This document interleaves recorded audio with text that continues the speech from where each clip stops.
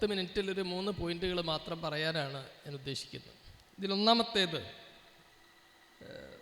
നേരത്തെ ഫാഷിസവുമായും നാസിസവുമായി ബന്ധപ്പെട്ട് സംസാരിച്ചിടത്ത് മുസോളിനി ഇറ്റലിയിൽ ഇറ്റലിയിൽ ചെയ്തൊരു പണി, നാസിസത്തിൻ്റെ വളർച്ചയ്ക്ക് ആദ്യം അദ്ദേഹം ചെയ്തിരുന്നത് ആരെയൊക്കെയാണോ തകർക്കാൻ ഉദ്ദേശിക്കുന്നത് ആ സമൂഹമായിട്ടൊരു കൃത്രിമ ബന്ധം ഉണ്ടാക്കാൻ വേണ്ടി അദ്ദേഹം ശ്രമിച്ചു. അതുകൊണ്ടാണ് മുസോളിനി ഒരു കാലത്ത് മുസ്ലിം സംരക്ഷകനായിട്ട് ചരിത്രത്തിൽ കടന്നു വരുന്നുണ്ട്. മുസ്ലിമീങ്ങളുമായിട്ട് ചർച്ച, മുസ്ലിമീങ്ങളുടെ ആഘോഷങ്ങളിൽ പങ്കെടുക്കുന്നു. ആ ഒരു കുറഞ്ഞ കാലം അങ്ങനെ ചെയ്ത ശേഷമാണ് ഇത്. നേരത്തെ സ്റ്റാലിൻ്റെ കഥയും പറഞ്ഞല്ലോ.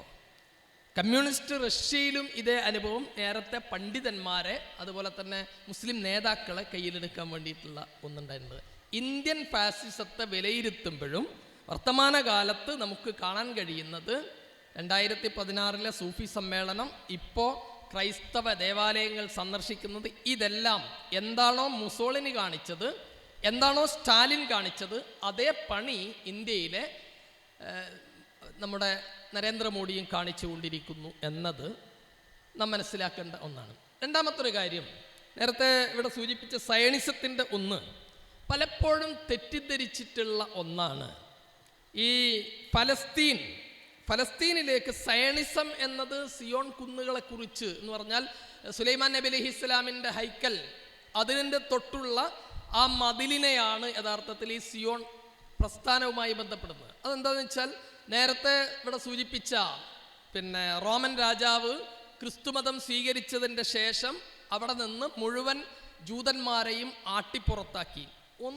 പണ്ഡിതന്മാരായ ആളുകൾ നമ്മളൊക്കെ നോട്ട് ചെയ്യേണ്ട ഒരു സംഗതി, അന്ന് പോയതിൻ്റെ ശേഷം ജൂതന്മാർക്ക് ഫലസ്തീനിൽ ഈ റോമൻ ചക്രവർത്തി അവിടെ നിന്ന് ആട്ടിയോടിച്ചതിൻ്റെ ശേഷം മഹാനായ ഉമർ ബിൻ ഖത്താബ് റളിയല്ലാഹു അൻഹു ഭരണമേറ്റെടുക്കുന്നത് വരെ എന്ന് പറഞ്ഞാൽ നീണ്ട 1000 വർഷത്തിലേറെ ജൂതന്മാർക്ക് ഫലസ്തീനിൽ പ്രവേശനമേ ഉണ്ടായിരുന്നില്ല.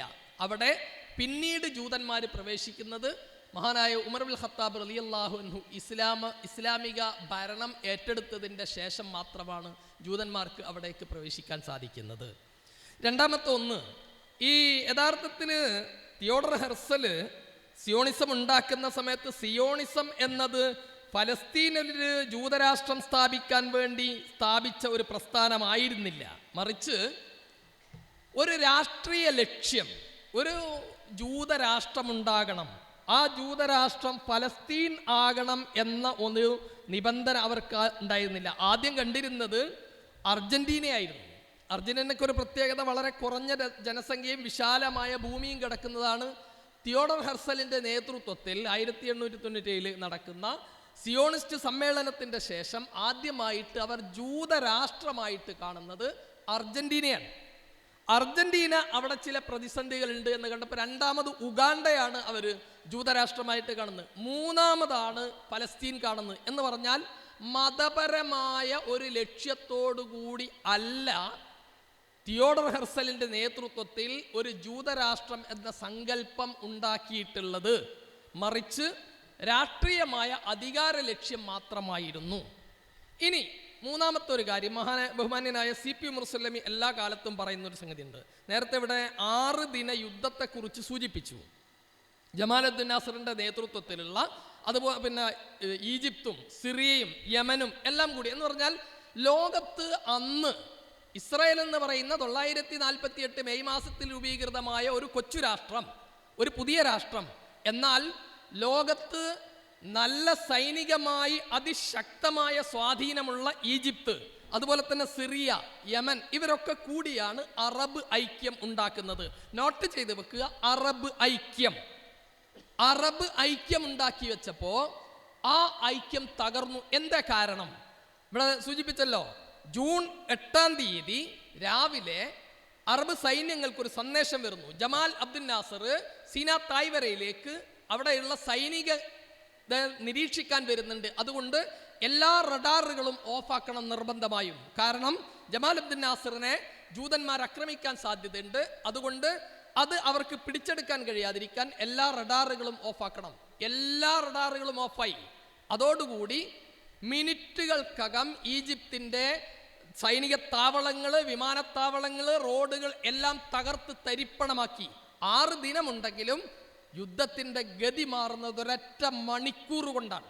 എന്ന് പറഞ്ഞാൽ ആ സമയത്ത് ഇസ്ലാമിക മുസ്ലിം സൈന്യങ്ങൾ പലപ്പോഴും അവിടെ ഉല്ലസിച്ചു കൊണ്ടിരിക്കുകയായിരുന്നു, റഡാറുകൾ ഓഫാക്കിയിട്ട്. എന്താ ഇവിടെ കാരണം? ഒരു ഇസ്ലാമിക ഐക്യമോ അല്ലെങ്കിൽ ഒരു ആദർശം പറഞ്ഞുകൊണ്ട് ഒരു ഇസ്ലാമികമായ സ്വഭാവത്തിലോ ആയിരുന്നില്ല അവിടെ ഉണ്ടായിരുന്ന ആ അറബ് ഐക്യം എന്ന് പറയുന്നത്. ഒരു മതപരമായ നേതൃത്വം ആയിരുന്നില്ല. ജമാലുദ്ദീൻ നാസറിനെ കുറിച്ച് ഇനി വേറെ ചരിത്രം ഇവിടെ സൂചിപ്പിക്കുമായിരിക്കും. ജമാലുദ്ദീൻ നാസർ എന്ന് പറയുന്ന ഒരു ഇസ്ലാമിക നേതാവോ ഇസ്ലാമിക സ്പിരിറ്റുള്ള മനുഷ്യനോ അല്ല. അദ്ദേഹത്തിൻ്റെ നേതൃത്വത്തിലായിരുന്നു മുസ്ലിങ്ങൾ ഒന്നിച്ചത്. ആ 6 ദിന യുദ്ധം നടന്നില്ലായിരുന്നുവെങ്കിൽ ഇന്ന് ലോകത്തിൻ്റെ ചിത്രം തന്നെ മറ്റൊന്നാകുമായിരുന്നു. ഫലസ്തീൻ പ്രശ്നം തന്നെ മറ്റൊരു രൂപത്തിലാകുമായിരുന്നു ആകേണ്ടിയിരുന്നത്. എന്നാൽ ഫലസ്തീനിലെ 6 ദിനം യുദ്ധമാണ് ഒരു പക്ഷേ ലോകത്തെ ഇത്രമേൽ വലിയ ദുരന്തത്തിൻ്റെ കാരണം. ആ ദുരന്തമുണ്ടാക്കിയെടുത്തത് ഒരു വലിയ സൈനിക ശക്തി അള്ളാഹു നൽകിയിട്ടും വലിയ അനുഗ്രഹങ്ങൾ അള്ളാഹു നൽകിയിട്ടിലും അതിന് മതപരമായ ഒരു പിൻബലമില്ലാതെ വെറും അറബ് ഐക്യം എന്ന ഒരു തത്വത്തിൽ മാത്രം അവർ രംഗത്ത് വന്നപ്പോൾ ഇൻ തൻസുറുല്ലാഹ യൻസുറുക്കും വയുസബ്ബിത് അഖ്ദാമക്കും, അള്ളാഹുവിനെ നിങ്ങൾ സഹായിക്കുമെങ്കിൽ അള്ളാഹു നിങ്ങളെ സഹായിക്കും എന്ന വാഗ്ദത്തം അവിടെ ഇല്ലാതെ പോയി. അറബ് ഐക്യത്തിന് പടച്ചവന്റെ സഹായം ഇല്ലാതെ പോയി. ഇതാണ് സിയോണിസത്തിന്റെ. ഇനി സിയോണിസത്തിന്റെ മറ്റൊരു വശം കൂടി കാലത്തേക്ക് ഇവിടെ നേരത്തെ സൂചിപ്പിച്ചതിലെ ഒന്ന് സൂചിപ്പിക്കാനുള്ളത്, സിയോണിസത്തിന്റെ ഒരു ശൈലി, അത് തഖിയ്യത്ത് എന്ന് പറയുന്ന ഷിയായിസത്തിന്റെ ഒരു ശൈലി കൂടി ഈ പറയുന്ന ദേനുമായി മുസ്ലിങ്ങൾ, അതുപോലെ തന്നെ അമേരിക്കയിലുള്ള പ്രൊട്ടസ്റ്റന്റ് ക്രിസ്ത്യാനികൾ, ഇതൊക്കെ ജൂതന്മാരാണ് എന്ന് പറഞ്ഞാൽ മനസ്സിൽ ഒന്ന് ഒളിപ്പിച്ച് വെച്ച് പുറത്ത് മറ്റൊന്ന് പ്രദർശിപ്പിക്കുക എന്നത് സിയോണിസ്റ്റ് തിയറികളുടെ ഒരു പ്രധാനപ്പെട്ട തത്വമാണ്. അങ്ങനെയാണ് കേരളത്തിലടക്കം പള്ളിയിലെ മൗലവിമാരായിട്ട്, പള്ളിയിലെ ഇമാമുമാരായിട്ട് ജൂതന്മാർ വർക്ക് ചെയ്തത്.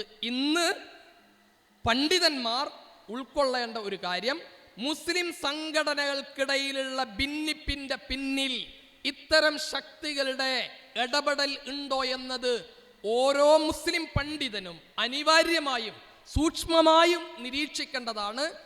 വ്യക്തിപരമായി ഒന്ന് പറയട്ടെ, 2002 മുജാഹിദ് പിളർപ്പിന്റെ പിന്നിൽ ഞാൻ അടിയുറച്ച് ഇന്നും വിശ്വസിക്കുന്നത് അത്തരത്തിലുള്ള എന്തോ ഇടപെടലാണ്.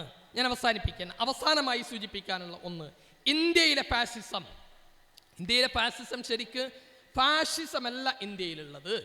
നാസിസം, ഫാസിസം, സ്റ്റാലിനിസം, ഇതിൻ്റെ കൂടെ വർഗീയത കൂടിയിട്ടുള്ള സംഘിസം എന്നത് ഇതിൻ്റെ സമ്മിശ്രമായ ഒരു രൂപമാണ് ഇന്ത്യയിലുള്ളത്. ഇതിൻ്റെ ദുർബലത എന്ന് പറയുന്നത് ഇന്ത്യ ഉൾക്കൊള്ളാൻ ഈ ഇന്ത്യയിലെ സംഘപരിവാർ ശക്തികൾക്ക് ഇന്നും സാധിച്ചിട്ടില്ല, അടുത്ത കാലത്തൊന്നും സാധിക്കുകയുമില്ല. അതുകൊണ്ടാണ് പതിറ്റാണ്ടുകൾ നീണ്ടുനിന്ന രാമക്ഷേത്ര പോരാട്ടത്തിൻ്റെ ശേഷവും രാമക്ഷേത്രം ഉൾക്കൊള്ളുന്ന മണ്ഡലത്തിൽ നിന്ന് BJPക്ക് ഒരു MP-യെ ജയിപ്പിക്കാൻ സാധിക്കാത്ത പോയത് ഇവർ പറയുന്ന ഈ സംഘിസത്തെ ഇന്ത്യയിലെ ഹൈന്ദവ സഹോദരങ്ങൾ ഉൾക്കൊള്ളുകയില്ല എന്നതിൻ്റെ ഉദാഹരണമാണ്.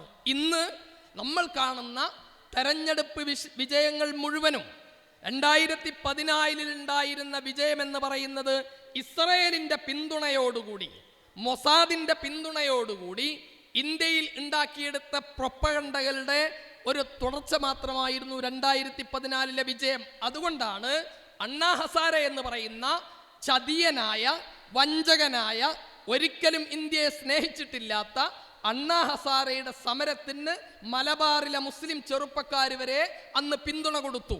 എങ്ങനെയാണ് മലബാറിലെ മുസ്ലിം ചെറുപ്പക്കാർ പോലും തങ്ങളുടെ ഫോണുകളിൽ, വാട്സപ്പുകളിൽ, ഫേസ്ബുക്കുകളിൽ അണ്ണാ ഹസാരയുടെ അഴിമതി വിരുദ്ധ സമരത്തിന്റെ പിന്തുണ കൊടുത്തതെന്ന് ചോദിച്ചാൽ, മൊസാദിന്റെ പിന്തുണയോടുകൂടെ സംഘപരിവാര ശക്തികൾ ഇവിടെ സോഷ്യൽ മീഡിയയിൽ ഉണ്ടാക്കിയിട്ടുള്ള പ്രൊപ്പഗണ്ട ഉണ്ടാക്കിയെടുക്കുന്നതിൽ അവർ വിജയിച്ചു. അവിടെയാണ് 2014 വിജയം. പിന്നീട് ഇങ്ങോട്ട് നമ്മൾ കാണുന്നതെല്ലാം നേരത്തെ ഇവിടെ സൂചിപ്പിച്ചു, IAS തലം മുതൽ ഓരോ ഓഫീസിലെയും ഓരോ ഓഫീസിലും പ്യൂണുമാരെ വരെ വിലക്കെടുക്കുന്ന അവസ്ഥയിൽ ഈ രാജ്യത്തിൻ്റെ സംവിധാനങ്ങളെ തങ്ങളുടേതാക്കി വിലക്കെടുത്തിട്ടാണ് ഇന്ന് സംഘപരിവാര ശക്തികൾ അധികാരം പിടിച്ചെടുക്കുന്നത്. നേരത്തെ ഇവിടെ സൂചിപ്പിച്ചു, ഹിറ്റ്ലർക്ക് ആത്മഹത്യ ചെയ്യേണ്ടി വന്നുവെങ്കിൽ, മുസോളിനിയെ തല്ലിക്കൊന്ന് തൂക്കിയിടുന്ന അവസ്ഥ ഉണ്ടായിരുന്നുവെങ്കിൽ, സ്റ്റാലിനെ നാടുകടത്തുന്ന അവസ്ഥ ഉണ്ടായിരുന്നെങ്കിൽ, നജീബുള്ളയെ തൂക്കിലേറ്റുന്ന അവസ്ഥ ഉണ്ടായെങ്കിൽ, ഈ ഇന്ത്യയിലെ സംഘപരിവാരത്തിൻ്റെ നേതാക്കളെയും കാത്തിരിക്കുന്നത് ഇതുപോലെയുള്ള ദുരന്തങ്ങൾ തന്നെയാണ്. കാരണം ഒരു രാജ്യത്തെ ജനതയെ വഞ്ചിച്ചുകൊണ്ട് അടക്കി ഭരിക്കാൻ ലോക ചരിത്രത്തിൽ ഒരിക്കലും ആർക്കും നിരന്തരം അത് സാധ്യമല്ല. അതുകൊണ്ട് തന്നെ എന്താണ് മുസ്ലിം പണ്ഡിതന്മാരുടെ ഈ കാലഘട്ടത്തിലുള്ള ധർമ്മം എന്ന് ചോദിച്ചാൽ, അതിൽ ഒന്നാമത്തേത് ഒരു ചെറിയ ഉദാഹരണം, എൻ്റെ സമയം അവസാനിക്കുകയാണ്, ഒരു ചെറിയ ഉദാഹരണം മാത്രം സൂചിപ്പിക്കട്ടെ. കഴിഞ്ഞ പഞ്ചായത്ത് തെരഞ്ഞെടുപ്പ് നടന്നു. ഈ പഞ്ചായത്ത് തെരഞ്ഞെടുപ്പിൽ ഇടുക്കിയിൽ, കോട്ടയത്ത്, അതുപോലെയുള്ള ക്രൈസ്തവ ഭൂരിപക്ഷ പ്രദേശങ്ങളിൽ വർഗീയ ശക്തികളെ തീർത്തും മാറ്റി നിർത്തുന്ന അനുഭവം നമ്മൾ കണ്ടു. പക്ഷേ എൻ്റെയും നിങ്ങളുടെയും ഫോണുകളിൽ വരുന്ന, ഫേസ്ബുക്കിൽ, വാട്സപ്പിൽ നിറഞ്ഞു നിൽക്കുന്ന പോസ്റ്റുകൾ ഏതാ? ക്രിസംഖികളുടേത്. ക്രൈസ്തവ സമൂഹം ഒന്നിച്ച് സംഘപരിവാര മേഖലയിലേക്ക് പോകുന്നു, ആ ചേരിയിലേക്ക് തിരിയുന്നുവെന്ന വ്യാപകമായ പ്രൊപ്പഗണ്ട കേരളത്തിലുടനീളം കഴിഞ്ഞ 2-3 വർഷമായിട്ട് വ്യാപകമായിട്ടുണ്ടായിരുന്നു.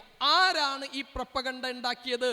ഇതിൻ്റെ പിന്നിലൊന്നും ഒരു ക്രൈസ്തവ മതമേലധ്യക്ഷന്മാരുടെയോ ക്രിസ്ത്യാനികളുടേതോ ആയിരുന്നില്ല. മറിച്ച് കേരളത്തെ തകർക്കാൻ അത് ആസാം പോലെ സാധ്യമല്ല, അത് ഗുജറാത്ത് പോലെ സാധ്യമല്ല, അത് UP പോലെ സാധ്യമല്ല. കേരളത്തെ തകർക്കണമെങ്കിൽ ഒന്നാമത് വേണ്ടത് ഇവിടെയുള്ള ക്രൈസ്തവ മുസ്ലിം സമൂഹങ്ങളെ കൃത്യമായി വേർതിരിച്ചെങ്കിൽ മാത്രമേ സംഘപരിവാര ശക്തിക്ക് ഇവിടെ പിടിയിലൊതുക്കാൻ കഴിയൂ എന്ന തിരിച്ചറിവിൽ സംഘപരിവാര ചേരിയിലേക്ക് ക്രിസ്ത്യാനികൾ പോകുന്നു എന്ന വ്യാപകമായ പ്രൊപ്പഗണ്ട വ്യാജ ഐഡികളിൽ ഉണ്ടാക്കിയത് മുഴുവനും കേരളത്തിലെ സംഘപരിവാര ശക്തികളാണ് എന്ന് മാത്രമല്ല, നാം കാണേണ്ട മറ്റൊരു വശം കൂടിയുണ്ട്. ഇത്തരത്തിലുള്ള പ്രതിസന്ധികളുടെ ഘട്ടങ്ങളിൽ മുസ്ലിം ചെറുപ്പക്കാരെ തീവ്രവാദത്തിലേക്ക്, ഭീകരവാദത്തിലേക്ക് കൊണ്ടുപോകാനുള്ള ശ്രമങ്ങൾ ആരൊക്കെ നടത്തുന്നുവോ അതിൻ്റെ പിന്നിൽ മുഴുവനും, ഞാൻ ഉറപ്പിച്ചു പറയുന്നു, കേരളത്തിൽ, ഇന്ത്യയിൽ ഉള്ള മുഴുവൻ മുസ്ലിം തീവ്രവാദ സംഘടനകളുടെയും പിന്നിൽ വർക്ക് ചെയ്യുന്നത് മുഴുവനും സംഘപരിവാര ബുദ്ധി കേന്ദ്രങ്ങളാണ്, അല്ലാത്ത മറ്റാരുമല്ല. അതുകൊണ്ട് തന്നെ പണ്ഡിതന്മാർ ശ്രദ്ധിക്കേണ്ടത്, നമ്മുടെ മഹല്ലുകളിൽ, നാം ഖുത്ബ നടത്തുന്ന പ്രദേശങ്ങളിൽ നമ്മുടെ മുസ്ലിം സമുദായത്തിലെ ചെറുപ്പക്കാരെ തീവ്രവാദത്തിലേക്ക്, ഇതിൻ്റെ പേരിൽ സംഘപരിവാര, കേരളത്തിലെ, ഇന്ത്യയിലെ ഫാസിസ്റ്റ് വളർച്ചയുടെ പേരിൽ സംഘപരിവാര ചേരിയിലേക്ക് ഹൈന്ദവ ക്രൈസ്തവ സഹോദരങ്ങൾ പോകുന്നു എന്ന വ്യാപകമായ പ്രൊപ്പഗണ്ട അയച്ചുവിട്ട് മുസ്ലിം ചെറുപ്പക്കാരെ തീവ്രവാദത്തിലേക്ക് നയിക്കുന്നുവെങ്കിൽ അതിൻ്റെ പിന്നിൽ RSSന് വളരാൻ, സംഘപരിവാറിന് വളരാൻ വേണ്ടി അവരുണ്ടാക്കുന്ന ഐഡിയ മാത്രമാണ് എന്നത് തിരിച്ചറിയുകയും അതിനെ പ്രതിരോധിക്കാൻ, പണ്ഡിതോചിതമായി അതിലിടപെടാൻ ഓരോ മുസ്ലിം പണ്ഡിതനും തയ്യാറാവുകയും വേണം. നേരത്തെ UPയിൽ ജാട്ടുകളും മുസ്ലിങ്ങളും, നമ്മൾ പഠിക്കേണ്ട ഒരു പാഠമാണ്. UPയിലെ ജാട്ടുകളും മുസ്ലിങ്ങളും ജ്യേഷ്ഠാനുജന്മാരായിരുന്നു. ജാട്ടുകൾ കർഷകർ, മുസ്ലിങ്ങൾ കർഷക തൊഴിലാളികൾ. അവിടെയുള്ള കൃഷിയുടെ മുഴുവൻ ഉത്തരവാദിത്തങ്ങളും മുസ്ലിങ്ങൾക്ക്. മുതലാളിമാർ ജാട്ടുകൾ.